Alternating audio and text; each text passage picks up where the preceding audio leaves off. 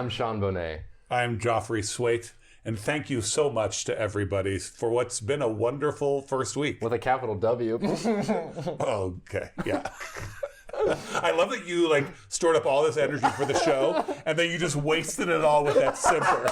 It's all downhill from here. Well, my blood is boiling. It's stirred within me. I want to... Because you're so excited because you had such a great first week. Yeah, and so I was like, I've got to say something funny. Capital W.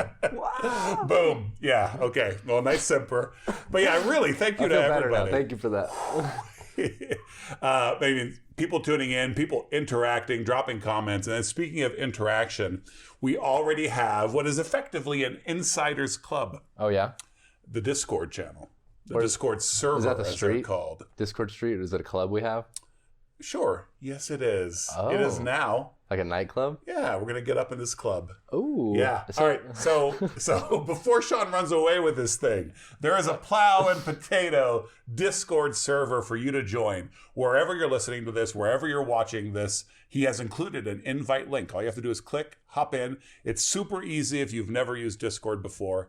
Basically, what we have over there is a bunch of regulars. We have regulars after one episode. I love it. Just talking and connecting with us. So, in this server this week, we've been talking about household economics. We've been talking about usury and interest. We've been talking about the Lord of the Rings and what Amazon is doing to the new Silmarillion TV show. Oh, the transgender wheelchair guy? Okay, I haven't seen that. Who's a person of color. You need to get up in our Discord and share that. Babylon Bee ran off with it. It was great. But yeah, we've just been chatting, but it's also a great place. People are already making suggestions for show topics. Yep. We'll make announcements there. So if you want to know what's going on with all things Plow and Potato, our Discord server is the best place to do it. And it's remember last week we talked about how much we value interaction. That's why we're doing it. That's the place where you guys can interact with us and we can just have conversation between episodes, which of course everyone will be eagerly awaiting. Yeah, I was very, very impressed with some of the show recommendations I've got. Just the thoroughness of you should talk about this topic and come at it from this angle. And I'm reading a paragraph. So you just committed to be a guest. Yeah, it's all right, we'll have you on and you'll basically take the show away and it'll be fantastic. So in addition to all of our great viewers and listeners, I want to give a special thank you to Kepler Education, our main sponsor here at Plow and Potato. There's the mug listening in. It's not really listening to anything. It's kind of like the Mozart effect happening with the mug. Okay. Maybe if you play Mozart into the mug, it'll evolve into a human. Okay, so if we play Plow and Potato into it, it'll turn into a spud. That is such an ancient word, spud. Thank you. So I try to be Anglo-Saxon whenever possible. Yeah, way to be ancient. So Kepler Education, consortium of independent Christian teachers, all under a great online platform. So find them at kepler.education if you need help educating your children in the nurture and admonition of the Lord, or if you're interested in teaching for us. All right, Joffre, I'm interested in the love that's in the air of the season. You think Valentine's Day is the season of love, but it's actually fall because there is not a lack of good pickup lines. So as I was trying to think how I could be more wooey to my wife, serenade-like. She just wants pickup lines is what you're telling me. That's her love language, pickup lines, the way to my heart. So it's not even fall anymore, dude. It's snowing. I'm looking out the window right now. Yeah, but look, we have 3 pumpkins on this table. It's fall. It's definitely fall within the frame of the camera. You're right. People try to get too clever and complicated with their pickup lines, and I'm here to fix that today. Here's your pickup line. You look like a pumpkin. That's the pickup line. Just straight up like that. Wow. Well, pumpkins are kind of round and orange, and that is attractive. How about... But then it follows up with this. Okay. I want to carve pumpkins with you. Oh. You know what I mean? All right. That's genuinely romantic. Yeah, and it's very committal. You're thinking... Because carving pumpkins is like a euphemism for having kids. Oh. Carving. Because you're shaping them. Okay. Yeah. So that's my recommendation. Try it out. See how it sticks. What do you got? I have... Let's see. Are you a leaf? Because I'd like to scoop you up and bag you. I hate that a lot, actually. My wife hates my lines, especially with that beanie that you're... How about... I like the beanie. It's not against the beanie. Are you a pie crust because you're so flaky? That's not a compliment. It's totally a compliment. I love flaky people. That's a pick down. That's a put down, not a pick up. Okay, so we're not getting married. Who? Us? You and I. No, that's homosexuality. I like how you stumbled over the word. That was good. You're like stunned. You're like, Joffrey, I can't process this. Hey, the theme today is masculinity. So this is a perfect segue. Yeah. Joffrey proposed to Sean, was rejected. Now let's talk about what masculinity is. Oh my goodness. Is that too much for you? You're basically saying I should have. No, don't say what I'm saying. Don't unpack it, dude. Yeah, I don't want to unpack it. That suitcase is but going under the bed. Those were killer pickup lines. They were. I'd like to scoop you up and bag you. Yeah. Well, and it's back to the hat thing. You know what we should do? It's very aggressive. It's very masculine. Okay, hold on. We should just not go there. Put the suitcase under the bed. Put the what do you Whatever call those you're going things? to do with this hat, masculinity, I can't process right now. Oh wait, no. Actually, you should wear that hat. Well, it's too late now. Now you can't get it. Yeah. We're stuck here. But actually, before we actually do segue, okay, let's urge our women viewers and listeners to hop in that Discord. Okay. And tell us just how much better my pickup lines were than yours. Or whatever their opinions are, but they're going to be on my side. Here's what you're doing. There's this I don't know what the right legal term is, blackmail or some sort of thing where you need to do this because or else. So none of that. Would not recommend it. Okay. I think that's just very patriarchal of you. Segue. That's the capital W wonderful coming at you. You know what happens too much on this show already? Us amusing ourselves. Well, because you just think about here. We're doing it again. You think about how this show started. I came in thinking I was super funny. I was already amused with myself. So, and I literally thought I'd bring this pen on, not because I was going to write anything, but because it's so masculine. It looks more significant when I'm speaking. Okay, so let's kick it off. Talking about masculinity, men, males, and Jesus, Christianity, patriarchy. So, Christian masculinity. If you were to say it in an intelligible way. All those words. Yeah, okay. And I can't help but address the subject of masculinity without first talking about our societies, specifically the non-believing societal view on the patriarchy versus a biblical view of the patriarchy. And from there, then we have to dive into how males should function in God's economy. How males should be like Jesus. Okay. So let's talk about the patriarchy first. I did some digging around of just people's general take on the patriarchy. And one gal who gave a TED Talk, her opening story was just quite terrible because she was talking about how she was going through a divorce, which was sad and awful. But what made it terrible was the worldview by which she was interpreting this. She said, the issue was not a betrayal. Betrayal of love is not an infidelity problem, right? So in the divorce, there was some sort of betrayal of love. And it wasn't infidelity, but it was a patriarchy problem. And what's the issue there? Well, there's a betrayal of equality and there's a demand of subordination. So she's leading with this personal story and saying that anytime you see something go awry with a relationship you have with a male, if you're a woman, whether it be in marriage or in any other sphere in which you're having an intersex relationship, right? The issue is not something that you can point to objectively and say, anybody can do this, but it's a patriarchy problem. And I was really bothered by that because it starts to do that thing that people like to do these days where they abuse and just completely suck all the meaning and significance out of words. Okay. Like, I don't quite get. Okay, so we kick around the word patriarchy a lot today, and most of the time people use it to take issue with the fact that men were made to differ and be different. So they were made to be different in terms of wealth. They were made to be different in terms of gender.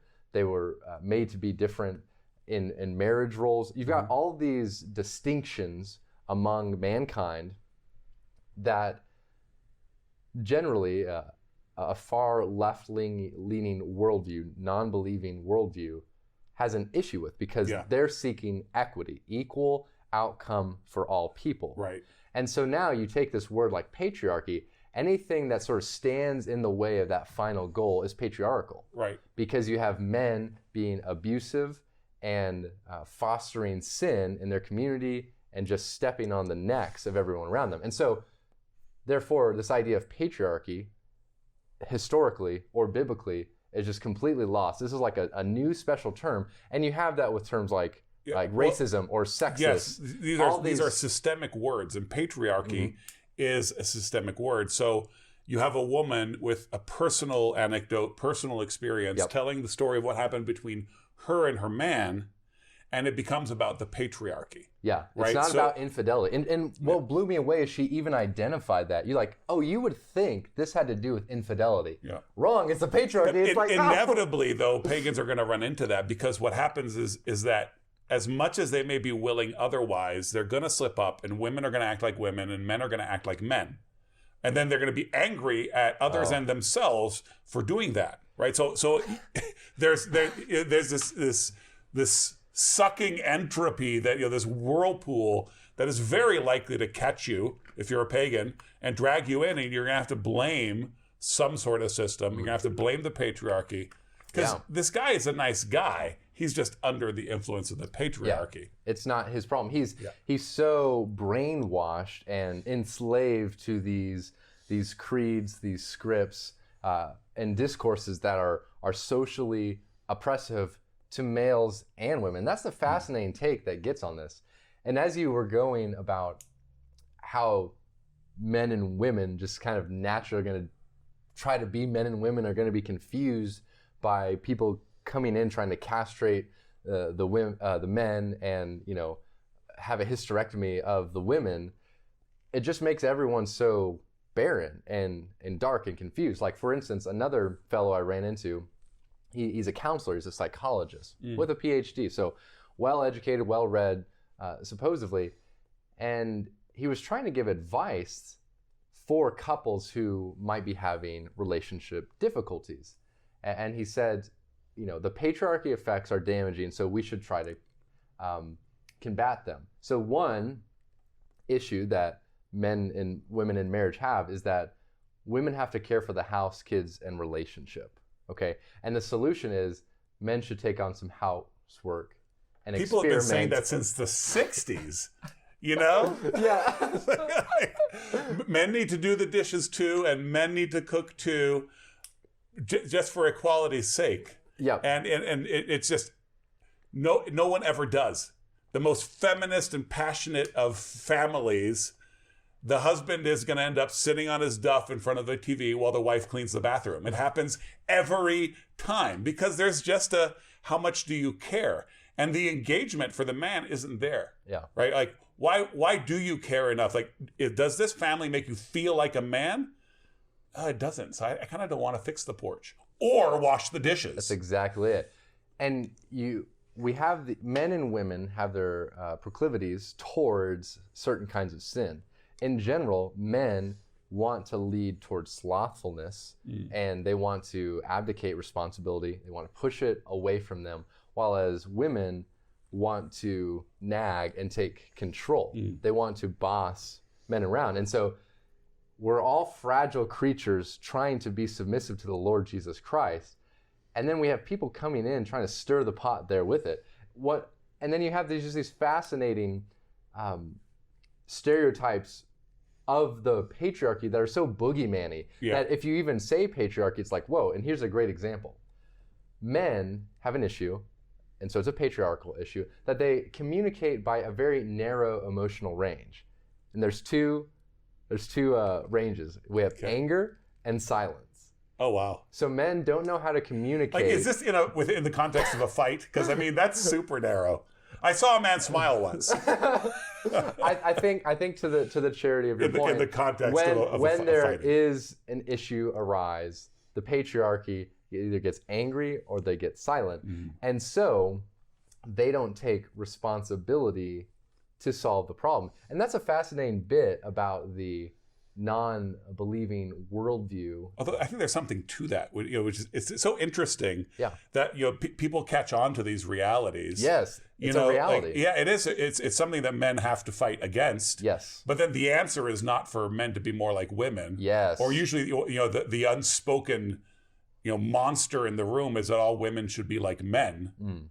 But yeah, it ends up being inescapable, and people like this end up sneaking these ideas back in because they can't interact with humans without talking about the differences between males and females. But that's actually the sinister aspect of the word patriarchy. That quote, the patriarchy has a problem. It's not men who have a problem, because the patriarchy is a system. It's a system. According to what they're saying. That's right. But we want to talk about masculinity. Yes. And what men should be like. And by men, I mean individual men. Yeah.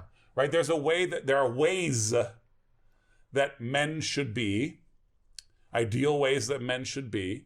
And then, if we flesh that out enough, I think we come out on the other side with a proper definition, because you were talking about how the definition has been warped, a proper definition of what patriarchy might be. Yeah. And I think as Christian men, one of the first places that we start with understanding what masculinity looks like for us is to look at the revelation we have. We have natural revelation and we have special revelation.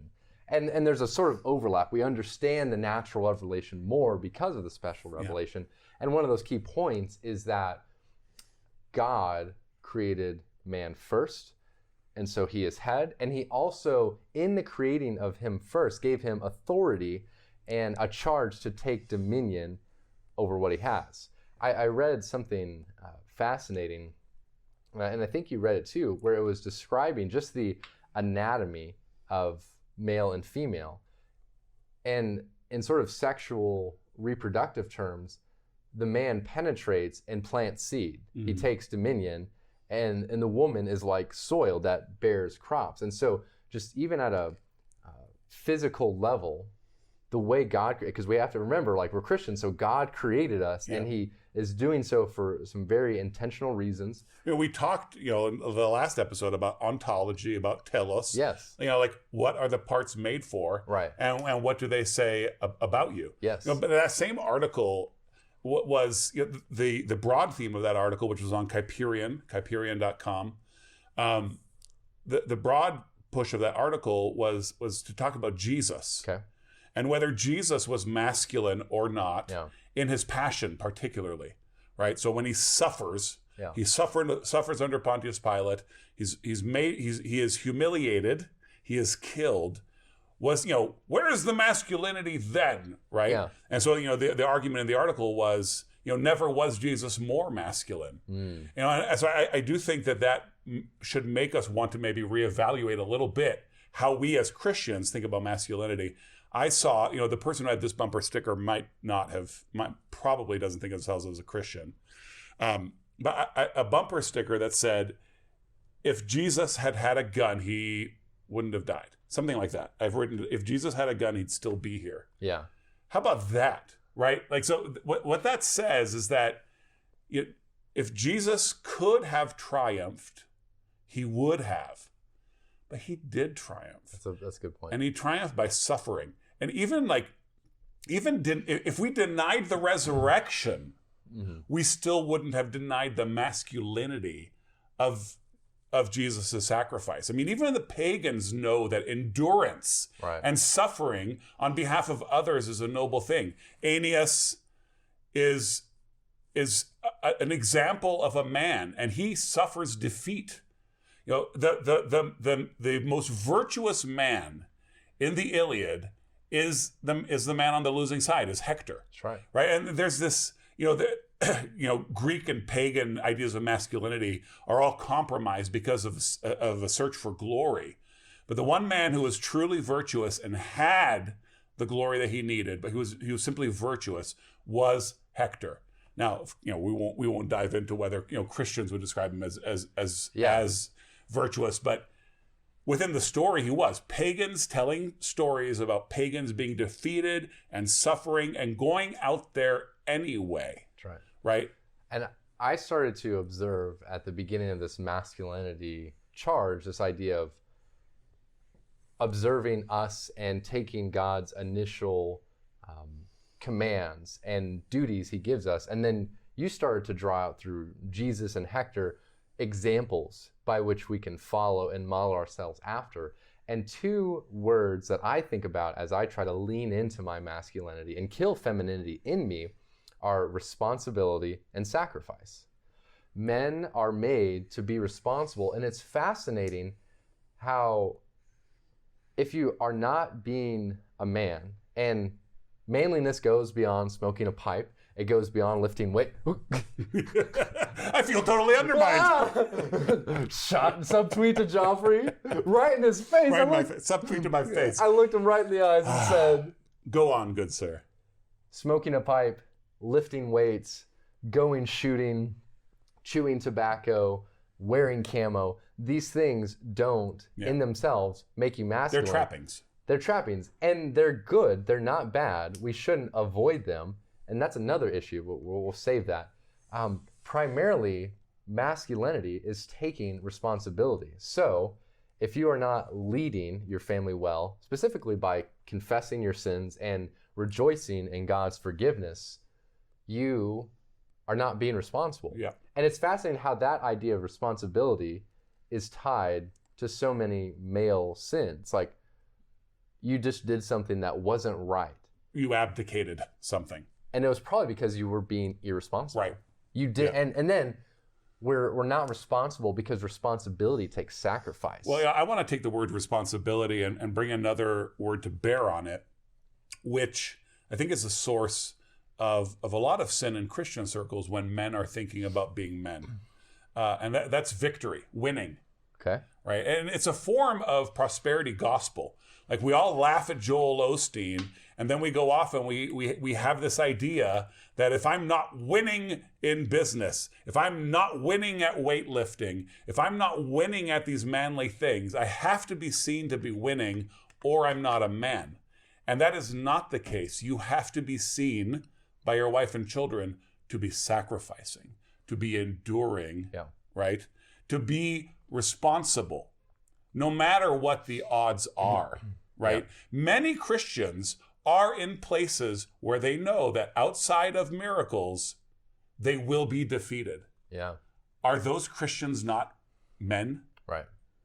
Let's talk about some of the ditches then, because you basically just put forward the argument, success and victory doesn't always look like a standard of success we might have, such as we talked so much already in the past episode about dying and living, planting and sprouting, right? That's what we are. We are born to die. Plow, put in the seed, get that potato. Plow potato. Oh my, I just had this image of you like as a fetus with your face. Stop there, dude. That's already a golden image. That's so beautiful. But then I think you probably had a pipe, but like you were like a fetus potato and you were like, potato. Like, I'm Joffre the potato. Let's talk to our graphic designer and get that logo made. Oh, golly. I wish you guys, those of you on audio, I wish you could see his face. You're the one who brought up the disturbing image. I just expanded You're the one who a bit. did it. You put it in me. So, wow. Let's talk about ditches. We're in so many ditches right now. Pull out, and it's snowing too. We are need stuck. 4-wheel drive. So, you were just putting forward that our view of success is often tainted, and we sort of look superficially at success. Now, a lot of what I would call too watered down, too squishy, too jelly-like Christians, like, really embrace that hard. Yes. And like if you are being successful in something, whether it be a craft or in business, or if you're starting to gain a lot of money, or if things are going well in your garden, if you get a nice house, you should be concerned because maybe I'm viewing. Yeah, there are ditches on both ends. There's a temptation for Christian men to say, I want cuddles, not struggles. Like, it's just everything's soft and nice, and they want from God a life of comfort and ease. Mm-hmm. And then when their wife turns out to be a pain, they're mad at her and mad at God. Because I thought, because God, they've you love approached me. they've approached their whole lives just waiting for God to snuggle with them. Oh, I see. Mm-hmm. Instead of make them to struggle. And I mean, what sort of really clear teaching do we get in the scriptures from the Lord Jesus specifically, that there will be trials, and then it's all purposeful. It's coming from the potter's hand.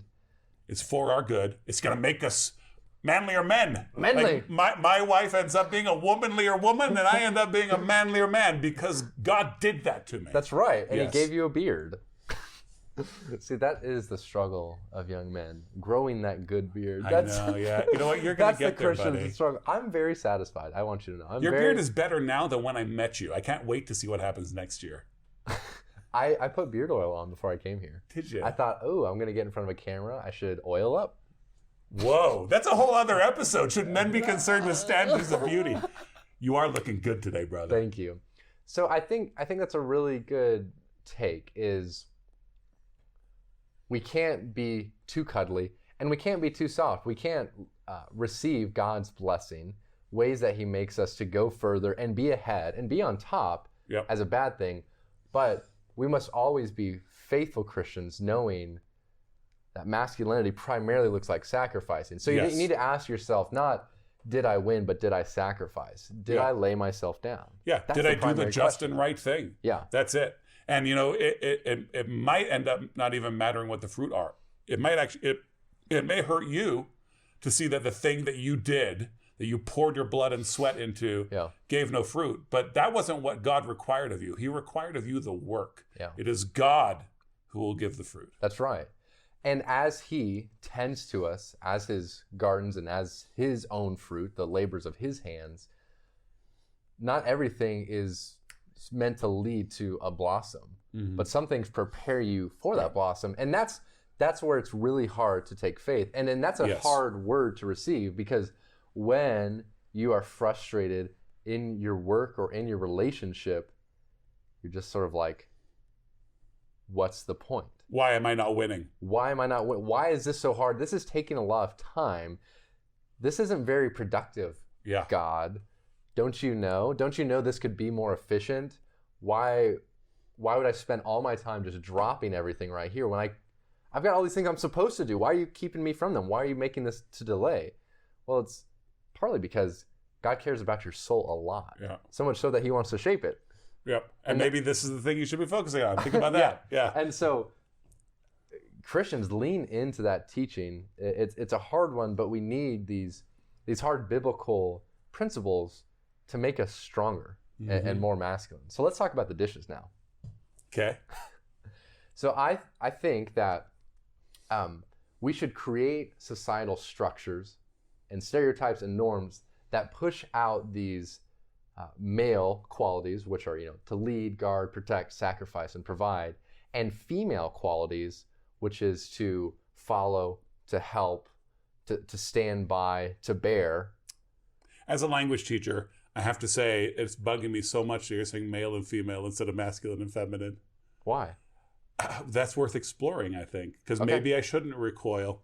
Well, because... Well, they're nouns. I guess I'm confused. Is it a No, it's not... thing? Well, so male and female is very biological. So maybe that is where we want to go. Oh, I see. You're talking about like when you say male and female, you're thinking more scientific worldview. Is that where you're getting at? Yeah, I'm thinking about, reproduction. I'm thinking about male frog, female frog. Okay. Male human, female human. Great. That's interesting. But then, our actions... So it could be interesting to choose your way of speaking of it. Like, how biological is this? Okay. Right? And we explored that already. That a little bit. The physical features and then the sort of more metaphysical soul elements. So, regardless of whether we take masculinity or femininity, male, female, what we come on is good. What we build in our culture, right? Remembering the focus of this show, I think that's a good way forward. So that then asks, is doing the dishes, is that for women? Should males do the dishes on a normal basis? Yeah, so here's something I've been thinking about doing just on my own personal channel, Joffre the Giant, a video about this. But I heard a teacher say that if he ever saw a woman driving a man, he knew that that man was, I don't remember what the phrasing was, emasculated or not leading his family or something like that. And so, of course, people were outraged by this. Like, you can't say that. Like, what? Right, yeah. Like, what kind of stupid thinking? But then also, but me too. I thought, you know what? My wife often drives. How about that, guys? My wife often drives. But it made me think. Okay, like, I object. Why do I object? And here's why. Focusing on... What are you objecting to? To saying that if I see a man being driven by his wife, okay, I know he's not being the man he should be. You would not agree with that Absolutely position. not. Okay, gotcha. And here's why. Because, that's focusing on the actual job. A job is already smaller than work. It's focusing on job, not the work. And it's focusing on job, not the calling. Okay? So, if I see a man failing to protect his wife, failing to sacrifice himself for his wife, then I know that he's failing as a husband. But if I see a man washing the dishes or being driven, then I need to withhold judgment. Why? Because, hey, did you know? I mean, this is just going to be inflammatory, and I'll be accused of just being just totally facile about this whole thing. But women are people too. And, so this is how I thought about the car. My wife will often go on short drives and take us on the short drives, and I'll be in the passenger seat. Maybe I've had a really hard day at work. She drives home. Yeah. Who drives in the snow? Who drives in the mountain? Who drives through the city when it's a long road trip? It's always me. But my wife drives on the highway on road trips. She doesn't want to drive in the dangerous things, and I don't want her to. Yeah. But she also wants to get to where we're going relatively quick. So when I get tired, she steps in and she drives. That's right. Okay, so why? She's being a helpmate. She's being a helpmate, yes. Well, what's the difference? Is that it's not about who drives, it's about who faces the danger and the difficulty.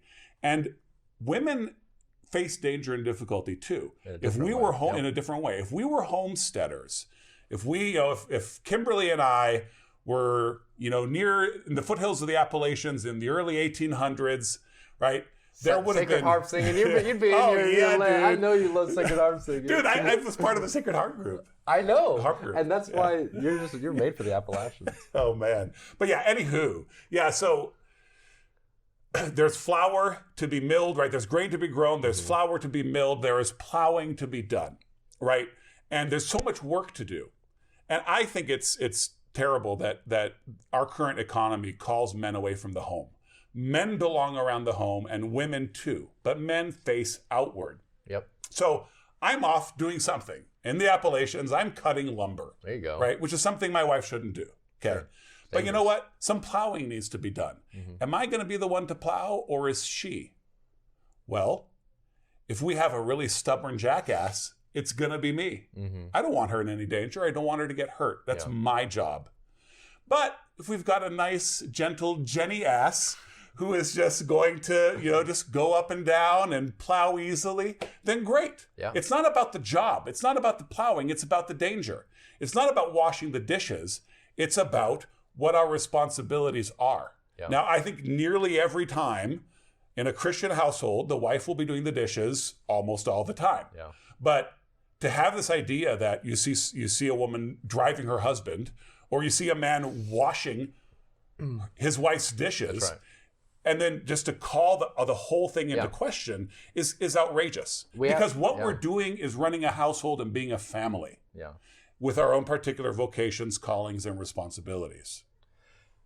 I love your qualifications and take, and it follows that we always have to be asking, when a man or a woman is doing something, where's your husband? Where's your wife? Okay, she's doing the dishes. Where are you? What are you doing? Right. I love this idea of plowing and lumbering. If you were, if that was sort of how you're sustaining yourself, because both are pretty physically demanding and intense. It's like if we were to plow today, and if we just had plowing to do, the male would take that job because it's of the most sacrifice. It's the job that leads the most outward. Whereas, well, now you've got something greater, so then she's going to step up just as you. And households were made to differ. And that's Right. one issue Yes, we should that's so important. we should take with this patriarchy thing is that what a wife might be doing in her household might, your wife might be doing something lower because maybe of faith strength Yes. or just gifting or what God has given you to take care of. So, Can I tell you a story? you may. Thank you, buddy. May you tell me a story? No, I'm going to say can. I know you are. I'm just going to tell you what the right way is. Okay, thanks, buddy. Yeah. Welcome. All right. Yes. So the story is that once upon a time, In a land far away. in a land far away, Is this Shrek? it's a true story. You're saying Shrek's It affected me. Oh, I'm sorry. Yeah. Listen to my story, dude. Okay. Wait, we almost got a little too Oh, yeah, gay you're there. right. Okay. Manly men telling manly stories. Stories. You can't start like Yeah. a fairy tale. You have to start like something. So, Like a some Drink men drink approached a pastor that I was connected to. Not even my pastor, but a pastor I was connected to at a conference, Christian conference. at a Christian conference, and said, our wives think that Joffre is terrible because of what he writes on his blog. Our wives think this. And they're worried about his wife. Okay. Okay. Kimbo. And, of course, this pastor just dismissed what they had to say. I mean, the wives have a problem, and they sent the men. No one's ever met me. That all they've ever done is read my blog. And, dude, That's all you have to do. my blog That's all you wasn't need that to do scary. to But know see, I somebody. wrote about sex quite a bit, sex and babies quite a bit. And, You do as lean I that way. thought about it, and I've seen this happen more since then, what I realized was these women were imagining being married to me Okay. and imagining what a nightmare that would be. For them. For them. For them. For them. And that's why I bring it up, because you were just saying, like households differ, That's right. right? And so there are wives doing things that you wouldn't want your wife to do. Yes. That doesn't make it wrong. right. You need more than that. That's right. Yeah. That's brilliant. So as you're making those assessments, you have to just, are you being the man as Jesus was the man? Are you sacrificing? Are you going to the cross? And are you being obedient to the Father? Are you going to the cross? Dude, I have some poetry to share with you. Lay it on me. Okay, because we were talking about... Wait, actually, I know. I'm about to say something smart. Come on. I have to finish Okay, my... hit it. Dude, say the smart thing. Smart thing is, where's your wife? Where's your husband? Are you being a man? Are you being a woman? And are you doing that right before God? And by necessity, that'll dictate the jobs you're doing in the house, the jobs you're doing outside of the house, and all the interplay and all the different spheres that we intersect with people, all the intersections. There it is. That's the smart thing. Intersect. Wait. You did it, bud. Intersections. I won't call you buddy again for the rest of the episode, though. Good. Yeah, you have to call me like Friend Beowulf. Beowulf, yes. Okay, I promise to from never give you a list about how my household runs and tell you to do it that way. I promise you, I'll never do it. Yeah, that'd be strange. I didn't know what to do with it. Like, But people act that way, right? People act like there's a your list. story is exempt. So I think that's the general view we should have on masculinity and femininity in Christian homes specifically. And so I would then charge people, women should do the dishes, men should take out the trash. You guys should... Actually, your sons should take out the trash. Well, if you, yeah, Yeah, that's yeah, right. That's sorry. good. That's good. Yeah, I guess I'm thinking just more... No, you're right. You're right, dude. I know, Yeah, I'm right. just being... I'm smart. I'm right and smart. Okay. Men should lead in prayer. They should, when you're reading Narnia, they should be the ones who's reading the most, just kind of like you're taking a drive. Yeah. They should, in general, be driving the car more often. Yeah. What other practical things would you just peg people like, you should just do this? Like, this should be this way.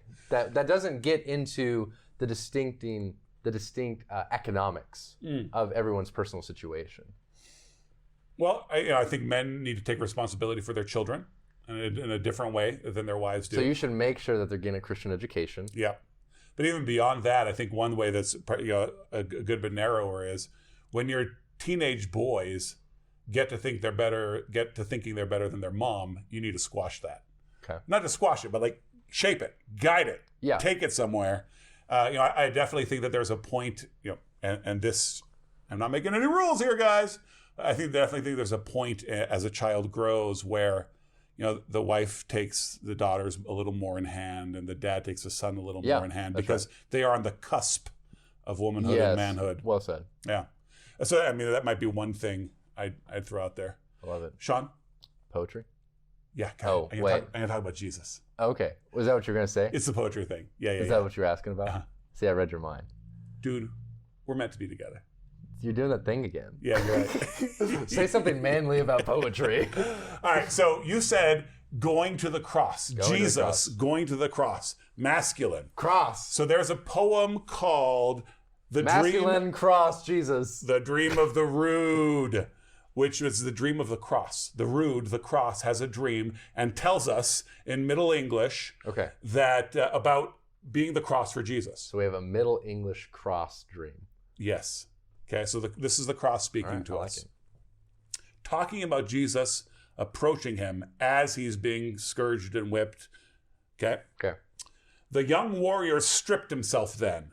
That was God Almighty, strong and firm of purpose. He climbed up onto the high gallows, magnificent in the sight of many. Then he wished to redeem mankind. I quaked when the warrior embraced me. Going to die, being whipped, falling down, needing help, going to die. That's what masculinity is, right? And it's mighty, and those with wisdom will see how victorious it is. The rude could see how mighty this warrior was. That's good. One of my final thoughts on this whole matter is, as men are acting like warriors, and as women are seeking warriors and encouraging warriors, because warriors are only, in some ways, as strong as the women who are meeting their needs, right? So women have a huge role in this. So can you preserve that thought? Because I believe I'm about to throw an amazing example for that thought. Okay. So I'm huge into rugby. You're a huge rugby player. That's literally true. I'm also a huge rugby fan. Okay. Have you ever seen the haka? The New Zealand haka? Yes. Okay. So Talele Tiki Tanga. That? That one. No, I'm thinking of something else. Okay, I'm with you. It starts out as a kamite. Kamite! Right? It's this Maori war dance thing. The All Blacks do, the New Zealand rugby national team do 2 or 3 now. They do this warrior dance in front of the other team.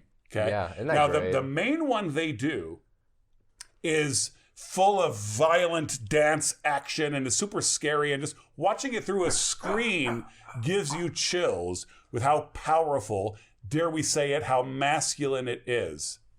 You're ready. Let me tell you something about that song. Okay. It's an ancient historical song. It is sung by a woman.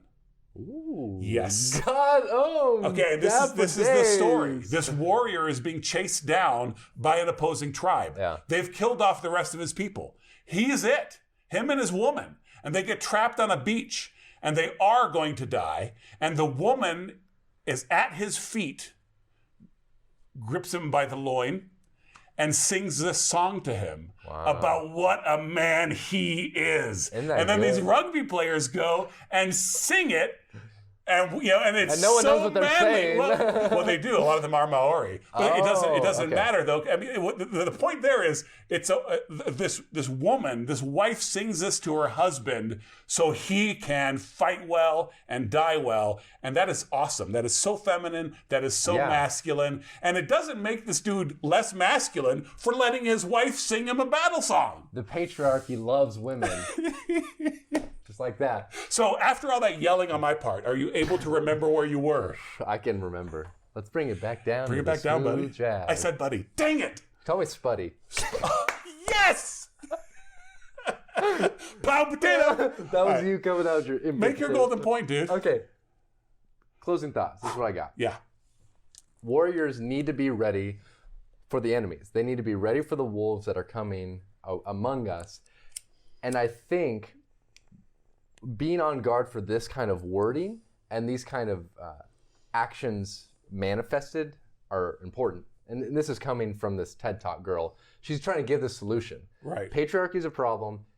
Masculinity, toxic masculinity is a problem. Here's how we fight it. she literally said we need to castrate men. And not maybe not in a literal sense, but like castrate masculinity. So this is the sort of language that those opposing biblical masculinity. Wherever the point might end up being, you have to, in that worldview, make men and women the same. That's right. Well, that's the goal. The goal is a world where there is equity and dignity. That's sort of the goal. And it's like, well... How about dignity and justice? No, peace. How about peace? So, I mean, there's just so many issues. So they're seeking to castrate masculinity. So it's important then to build up masculinity. Another area is that they will not be shamed or silenced. And here's an interesting take on this. Biblical masculinity and biblical patriarchy hates tyrannical men, abusive men. Yes. We hate that. It's sinful. You get excommunicated from a church like that. You have other men come and protect your flock if you start acting like an idiot. So, but when she's talking about shamed or silenced, she means you may not speak against anything like masculine or patriarchal. If anybody says don't speak that way or don't act like a woman, you are being shamed and you are being silenced. And then immediately after that was said, she said, to describe this, cheerful, well-dressed, busy with work, unfazed by challenges. She's saying this is how men need to be? This is how you need to not be. Oh. When you act this way, like when you beautify yourself, when you try to have a smile in the midst of difficulty, when you try to be cheerful and chipper to the men around you or just everybody and your kids, you're being shamed and silenced because you know you don't like that. And that's the issue. You're being made to act this way, to think this is how it's supposed to be, that you were made to be identified by your man and your children as something that's so important. So don't be shamed and silenced, because when you lean into that, you are being shamed and silenced. So watch out for those things. Goodness gracious. So indulgent. And there's so much sin in indulgence. We talked about how men abdicate. All humans are tempted to indulge themselves and just luxuriate in their filth. Yeah. Right? And so when you started saying clean, well-dressed, and hardworking, I thought you were talking about how she was saying patriarchal men are. You know what? How about Christians be clean, what is it again? Hardworking and well-dressed. Well-dressed, yeah. Like, hey. Cheerful. Look how well-dressed we are right now. I know. There's a hole in this thing. It's your hat. You should have left your hat on. So my hair must be such a mess. Do you have any final thoughts or exhortations? Any practical bits you want to add to the structure we've got here? Just that Jesus' whole life was consummately masculine. And if you have an idea of masculinity that pushes against that, check yourself, sir. Before you wreck yourself. Say it. Just say it. I grew up in the 90s. No, I just thought we were going to say it together. I thought it was going to be like, see, you didn't high five me. Wreck yourself! Ow! You came too hard. It's just an easy connect. Wreck yourself. Okay. Thank you guys so much for tuning in. Like, share, subscribe. We're on iTunes, Spotify, Facebook, Instagram, Discord, Podbean, if that's your flow. That's kind of like... That's Sean's flow. Podbean is like the stream. Go to the other pools, the hot springs. It's kind of weird if you go to Podbean. But we're out and about. Engage with us, like and share our stuff. Really grateful for everybody joining us in this journey as we are seeking to build and encourage Christian culture. So take the plow up this week, and we'll see you guys next week. We need a slogan or a byline to close with. I had one in mind, and it was something along the lines like taking up the plow, like plow and expect the potato. I don't know. We'll come up with one. Plow them potatoes! Insert awesome catch line that's coming soon. We'll see you guys later. Bye.